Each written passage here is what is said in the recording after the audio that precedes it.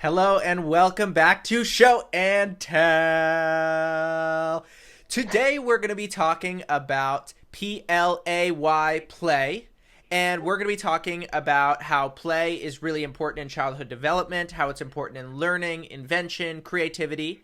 But first, in true Show and Tell fashion, what you got for us today, Anna? Well, first, I need to give, how always my There's items come with a little always story a of description. that's what makes them good, okay? That's what makes them good. Because if I just show my item, then, okay. So kids, since we're talking about play today, they have a very playful way of engaging with the world, right? And this playful attitude is actually what allows them to learn.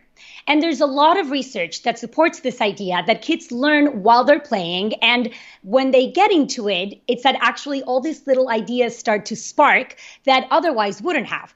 So many people tend to associate play with laughter and fun and just like laughing. And that's because that's often involved in play, but we cannot just limit play to that, right? Sometimes kids engage in other kind of playful activities just for the sake of having fun. And this is great because this is kind of like a stepping stone into more serious ideas. But learning doesn't really come from laughter and fun.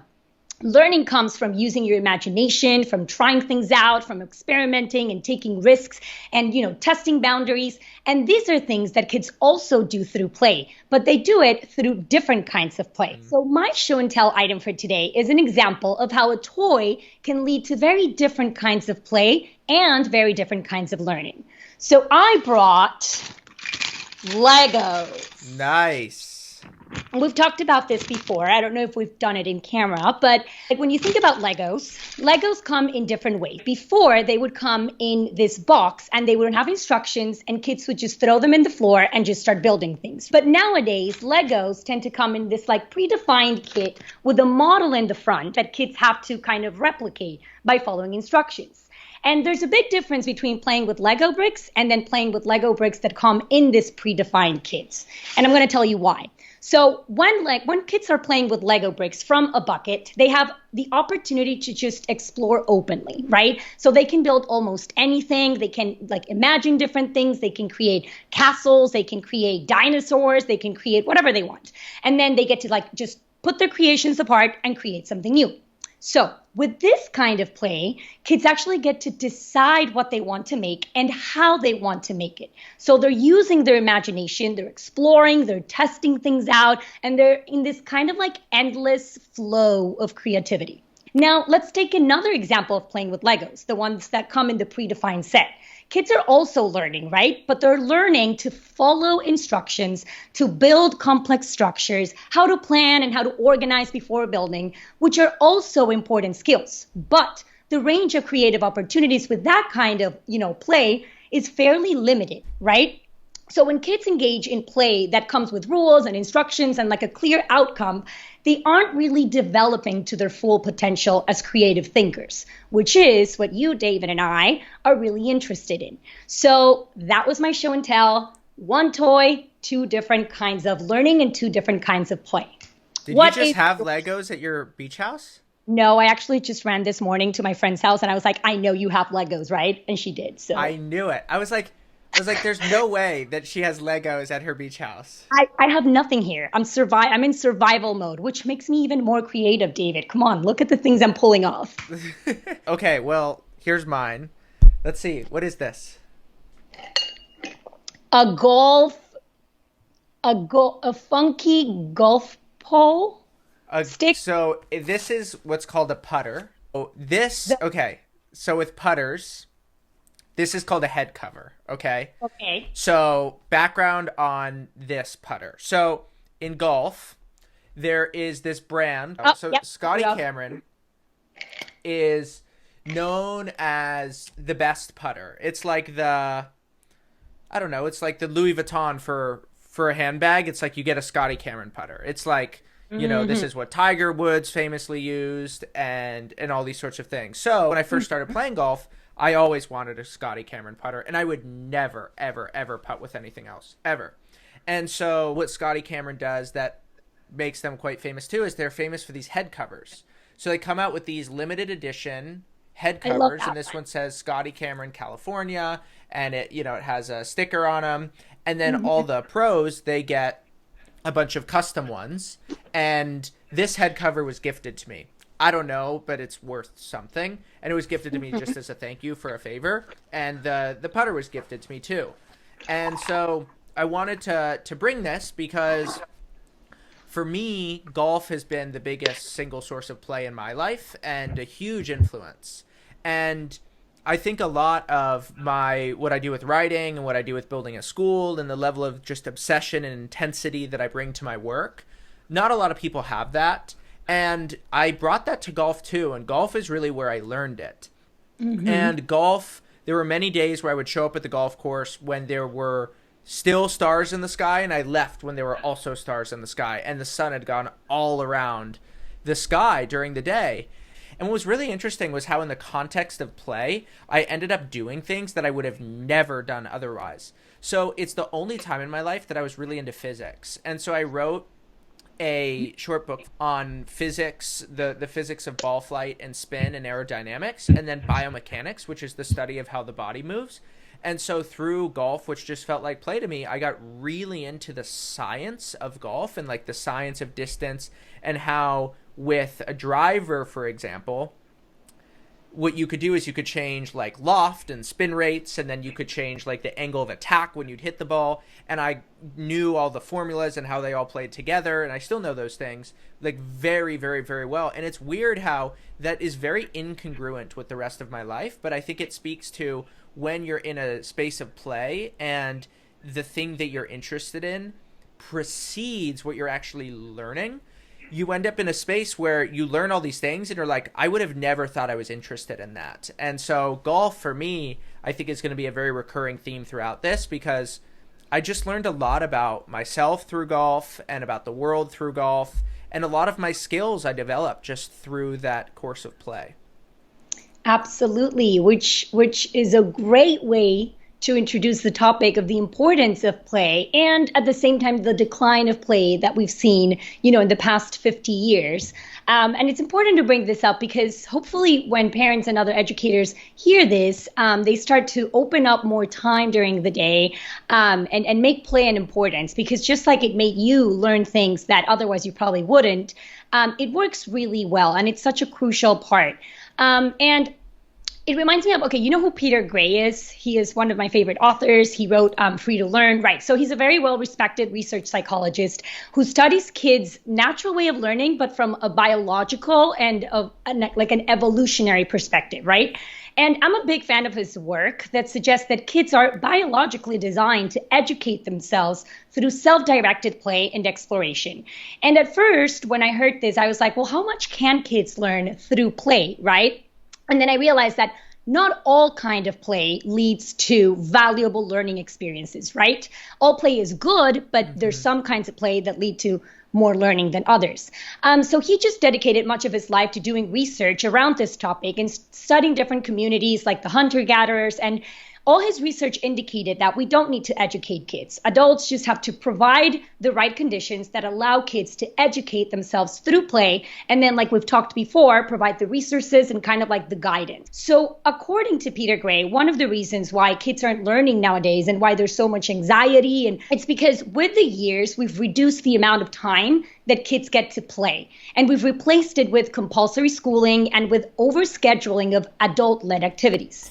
And I know, and we'll briefly talk about those in a moment. But 50 years ago, and this was really interesting, school wasn't the big deal that it is today. So the school year was actually 5 weeks shorter than it is right now.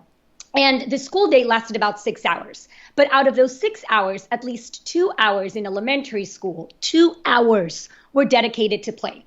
So kids had 30 minutes in the morning for recess, 30 minutes in the afternoon, and an entire hour during the day for lunch. And during that hour, they could decide where they wanted to have lunch, with whom, or if they wanted to eat quickly, play. Like, they had a saying over their 2 hours of play, right? And at least in elementary school, homework was unheard of.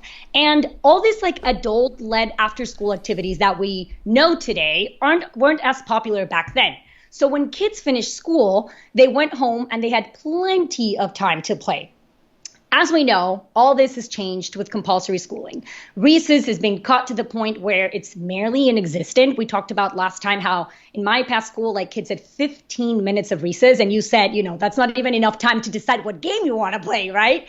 And the same with lunchtime. Like in many elementary schools, lunch is strictly controlled by either a teacher or the lunch monitors. And in many schools, they're doing even quiet lunches, which is just absurd, just to kind of like keep everything under control. So all these things, and then all this after school activities that kids are so busy nowadays. I don't know if you've spoken to a kid lately, David, but when I would talk to my kids, they had like at least 2 activities that they had to do after school, and most of them were not even chosen by them. So she's like, my mom enrolled me in chess, and then my mom enrolled me in this, and I don't want to go to karate, and I'm like, oh my gosh, if kid wants to play a game or an after school or something, then that's great, obviously. But if you're forcing your kid to do something just to kind of fill their schedule, then there's something wrong there, because kids need more time for free play. Like people who say that kids need more schooling or more things in order to learn have it all the way backwards. Like I really believe that kids need less schooling and more time to explore and play, right? And I want to push it even further and say that we should be engaging kids in the right kinds of play that lead to creative opportunities. Yeah, there's a lot there. I mean, one of the first things is just you hit the nail on the head of just how much of life now is adult-led. And even play now and your habits and your hobbies, they all have to be tied to some kind of college degree or whatever. And the thing is, we've gotten down this Western virus where we think that if something isn't directly tied into some agenda or outcome, then it's just not worth it. Mm-hmm. There's a book that I really like called Why Greatness Can't Be Planned. And it basically just outlines the history of the science experiment. And it goes into the experiment was sort of this collaborative experiment to make an art project. But what they ended up with was so cool because at every single stage, they didn't really know where they were going. And it's like so much of life is like that. Like, when we're taking 8-year-olds and we're like, you need to do this so that you can get into middle school, and you do well in middle school so you can get into high school, and high school into college, and then college, real life, you have to work so hard the entire time. Who knows? Who knows? Exactly. Right? I mean, the thing that got me into college was this thing, being able to play golf. We had no idea that was the case when I was 10 years old, and I wish that I had way more time to go play. But I think that there's a couple things here. Like, even that the play that we have now is this artificially restricted, bubble-wrapped play where it's like, yeah, you can go to summer camp, but now the parents and the counselors, really, they deal with all the fights in summer camp. Like, there isn't just, we've lost this ability for parents to just let kids go. Mm-hmm. You actually shared a picture with me that you shared in Monday Musing too, of this playground back in, what year was that? 1900. Imagine the difference, and I'm actually going to include it in this video, like a playground in 1900, and then you think of a playground nowadays, and it's insane how playgrounds nowadays are so controlled, from the environment to make them safer to adults actually imposing rules. Like, this is the way you need to play soccer. This is the way, like, we want to just control everything. And it's crazy because through play and through that free play, kids learn about the dangers out there, but in a safer place, right? They're learning, like back then. And they learn, how to get along with other kids. They learn how to have different points of view. They learn how to settle their own arguments. Like, these are all important things that kids need to learn. And if we let them learn those things through play, which is what they do best, then we're doing them a service, right? But so many parents and teachers think that by intervening and trying to control the situation and control play, they're doing them a favor. And it's the opposite.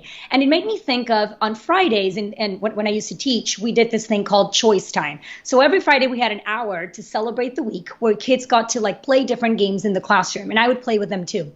And at first, I was like, okay, so that kids are not always playing the same games and with the same kids. I'm going to organize this. I'm going to put them into groups, and I'm going to put the games out there, and I'm going to assign them to different groups. And that was the worst idea I've ever had in my life. Like, I came in, I had an hour of work doing that the night before, thinking it was going to be the best idea. I show up and the kids are like, what are you doing? Like, why are you choosing who I'm going to be playing with during choice time? It's supposed to be my choice. Like, why are you choosing what games I'm going to be playing? And obviously, I quickly realized this was a terrible idea.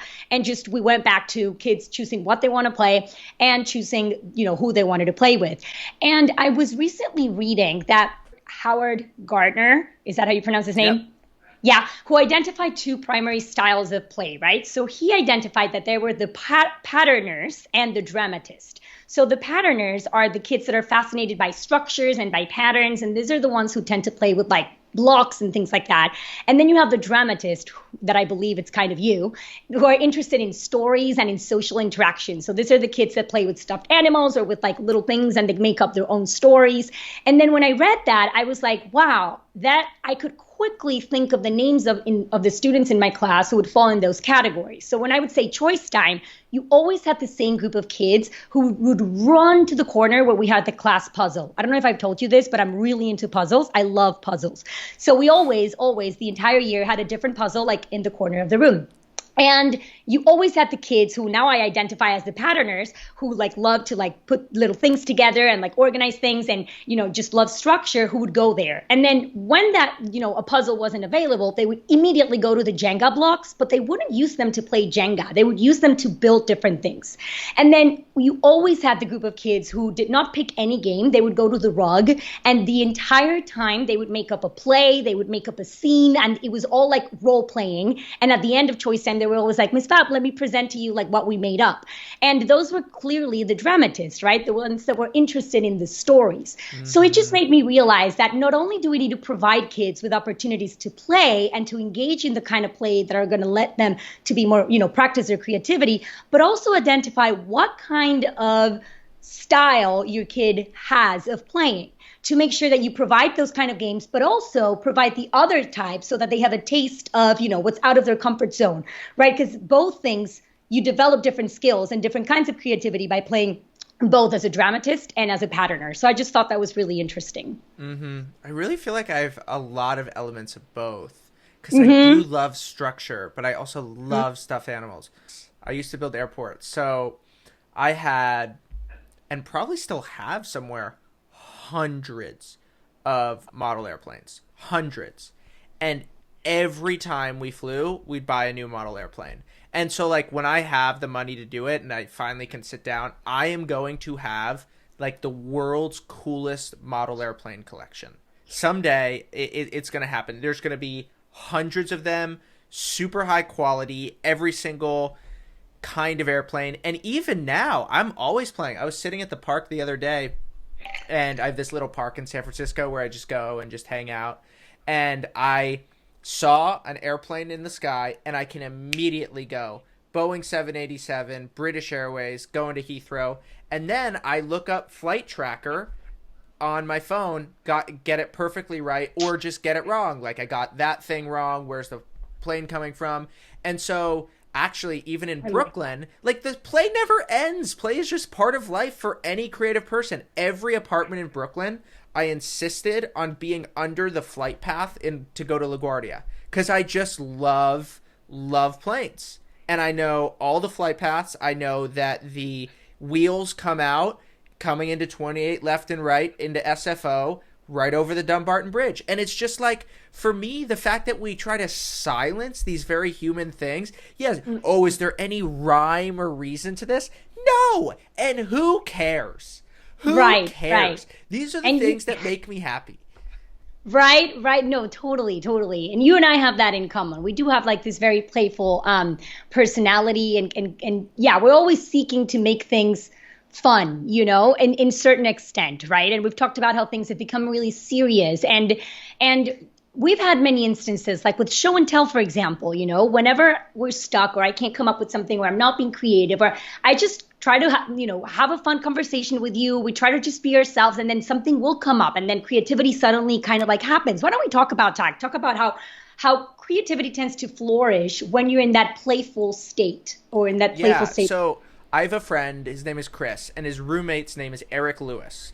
Eric Lewis is one of the top 5 piano players in the entire world. No hyperbole, top 5. And he has invented a whole new style of playing piano.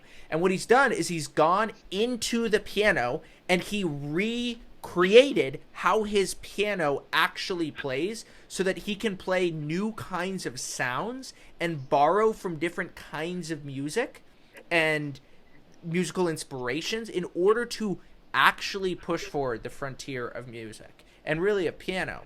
And under no rational or analytical framework does it make sense for some curious guy to open up the hood on his piano and start plucking around at stuff.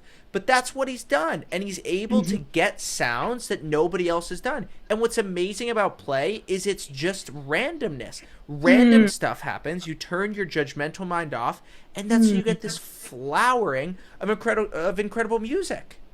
And that, I feel like that can happen when there's, like you said, no structure, no rules in place, no, like when you just have like the space for open exploration. And I recently shared that the Danish have 2 different words for play. And I think that's great because in English we have, the Danish people. Is that how you pronounce? Danish. Danish. Okay. The Danish. I kind of had a feeling that I wasn't going to, but I just went for it. Anyway, so they have 2 words. I'm not going to pronounce them correctly, but I'm going to try. So one is spill, S-P-I-L-L-E.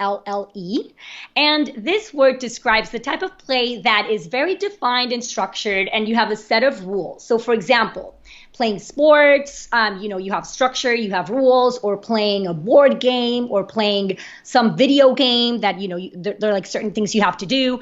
And through this kind of play, kids do learn to like solve different problems and how to get along with others and see different points of view and follow instructions, right? So there is a fun component to that play, and there's also a learning component to that play. But then they have another word, and I don't know if I'm going to pronounce it right, but it's ledge, L-E-G, right? And they use this word to describe play that's more imaginative and play that's more open-ended and where there's no like explicit goal. And this kind of play requires the combination that we were talking about of curiosity, imagination, experimentation, like your friend who did that with the piano, which is most likely what's going to help kids develop as creative thinkers, right? And it made me think out of, these 2 different definitions of play, how nowadays, kids have started to spend most of their time playing on computers, right? And this actually presents an opportunity to be for creative play and for creative learning. But many of the new on-screen play activities feel more like those, spill definition of play, where they have like a set of rules and a set of things that you need to do, and everyone's doing the same thing, rather than that ledge definition of play where it's more open-ended. So, for example, many of the video games we see nowadays, kids have to learn how to like navigate a world and how to score certain points and how to advance levels. But there are few opportunities for them to imagine new possibilities, right? And that's the component of play that leads to creativity. So when you have opportunities to be creative, when you have opportunities to set your own goals or to invent your own activities within the game, those are the components of play that lead to creative outcomes. So playing with technology should not only involve interacting with it, but designing and creating and experimenting and exploring within it. And I thought of a few examples of video games that actually allow for kids to work on their creative side. Are you familiar with Minecraft? You must be, because it's like one of the most popular video games nowadays. My kids were obsessed with Minecraft. But anyway, if you've ever seen Minecraft, there's like a variety of ways to play that game. So kids can build their own virtual structures within the game. They can craft their own tools, and they can even design actual games within the game. So I recently saw this kid that did like design a Pac-Man game that he came up with inside the Minecraft game. So this is the kind of example that you're playing a video game, but you're not just following a set of rules. Like, it has space for you to be creative within the game.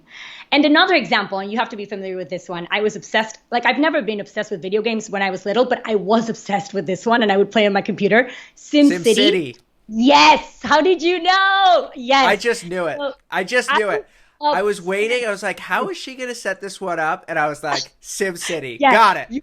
You got it. So I was obsessed with like creating my own city and like being in charge and building like the different zones and managing the money correctly, making sure that, the taxes were being managed so that everyone in the city was fine. And in retrospect, I realized that I never built the same city twice. And there was like always something to improve, something to do differently next time around.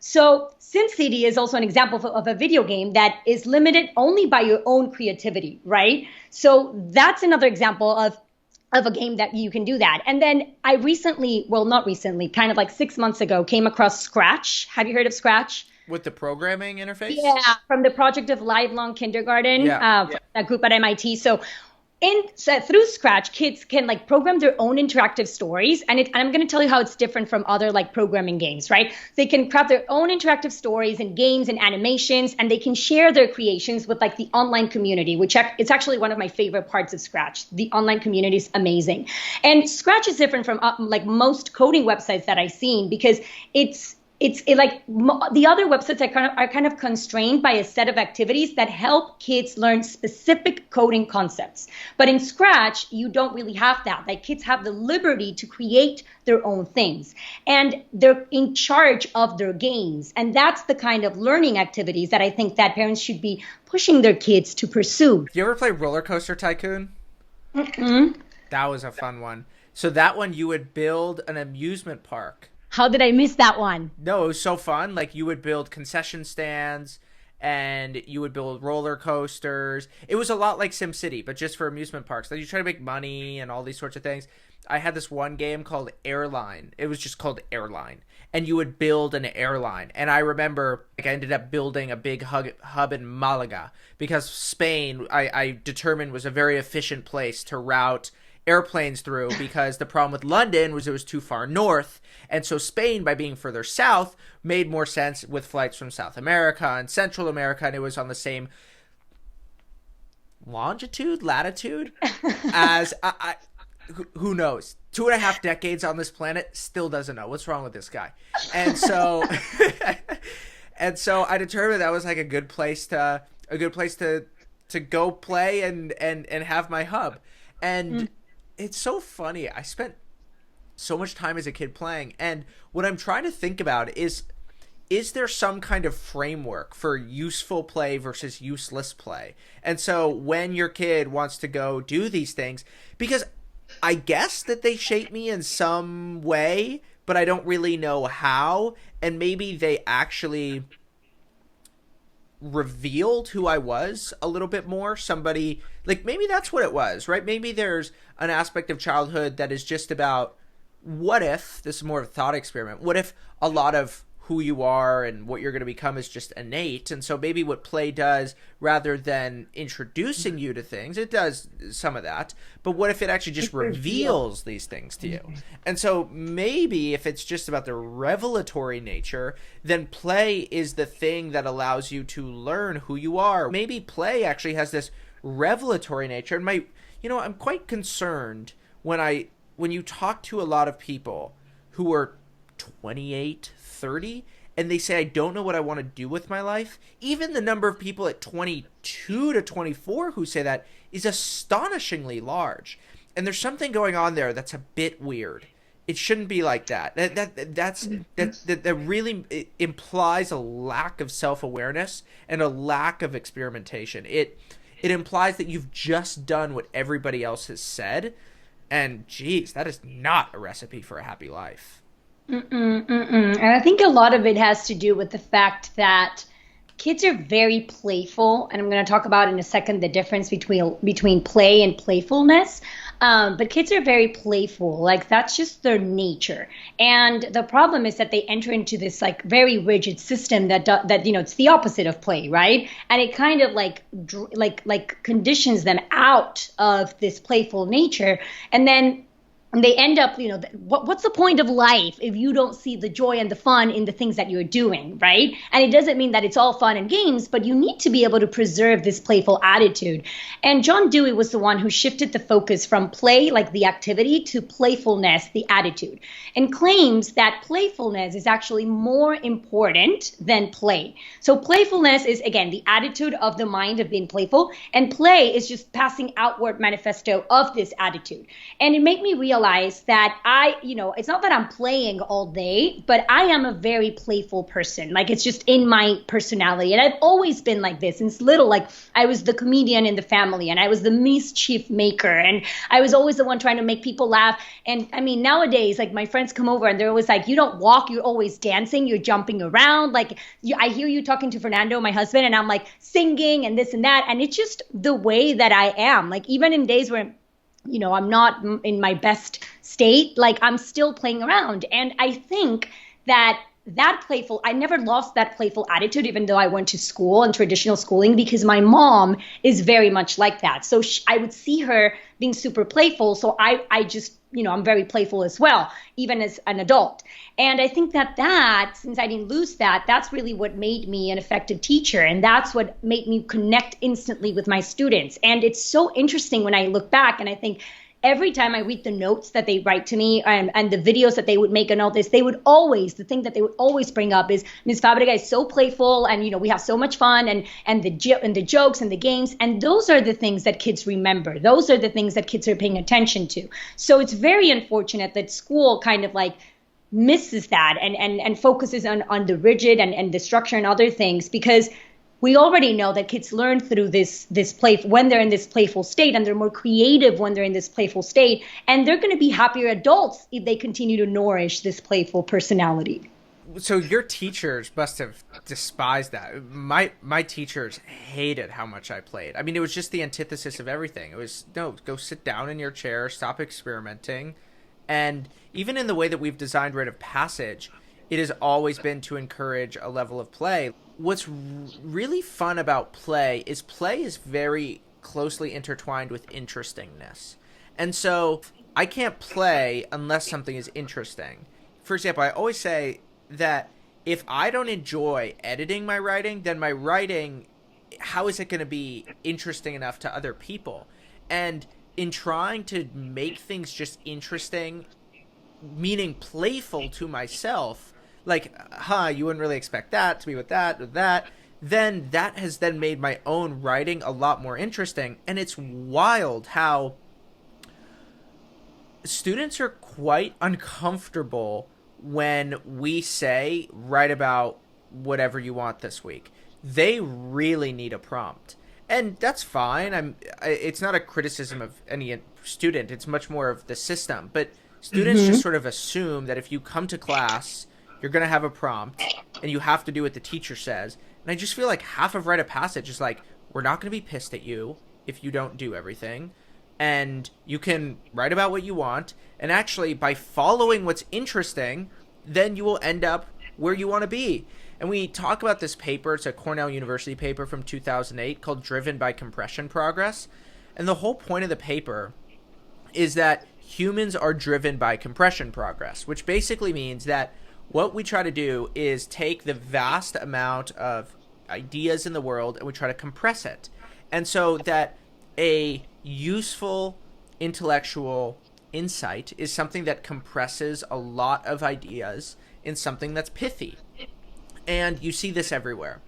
And I was even talking to Becca, who's my personal assistant, and she says that actually when she edits music, when the music is compressed, a lot of the sounds just fall right into place. So even technically in the music software, when you compress music and sounds, a lot of things just fall into place, which I thought was fascinating.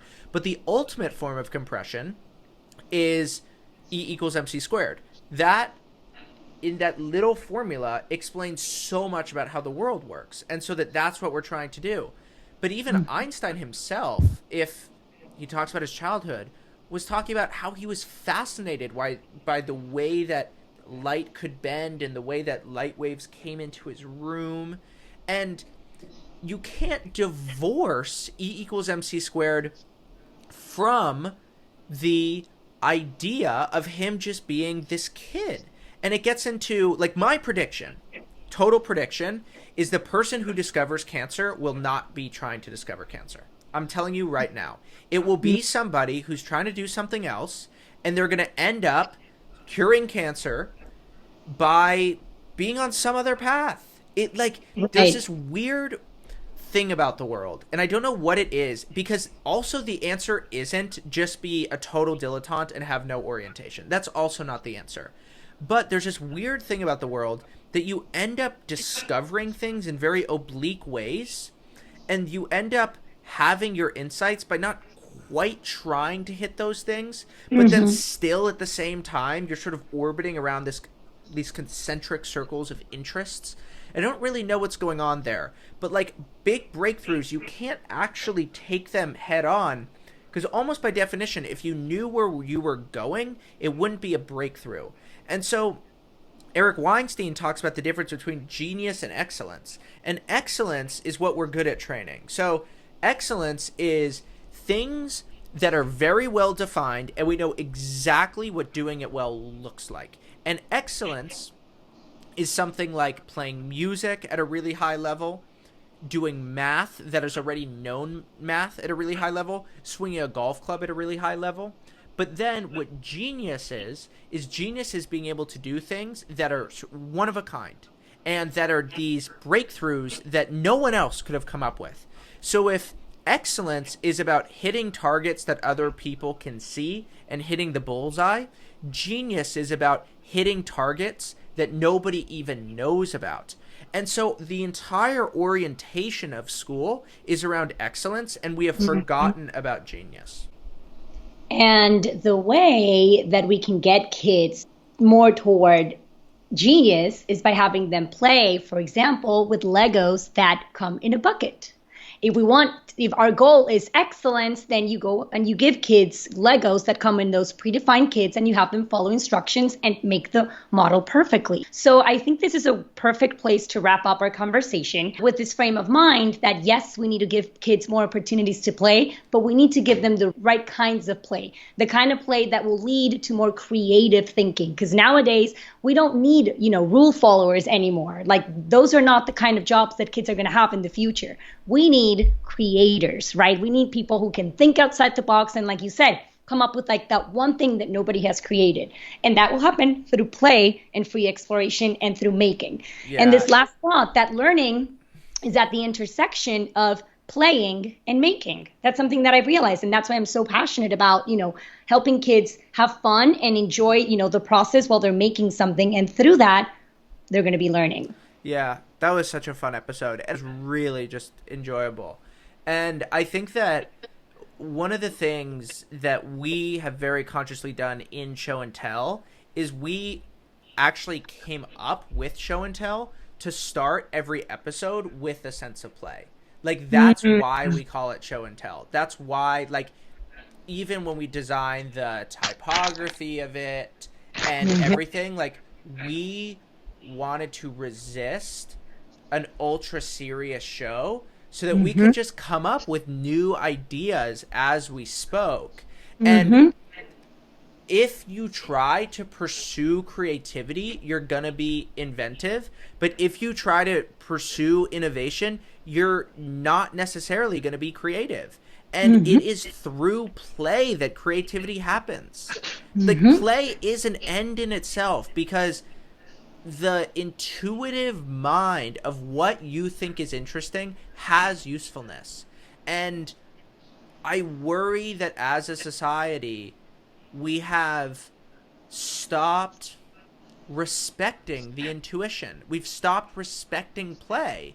And as a result, we're not getting the same kinds of genius level ideas that we very well could. We are stripping people of human agency by banning play.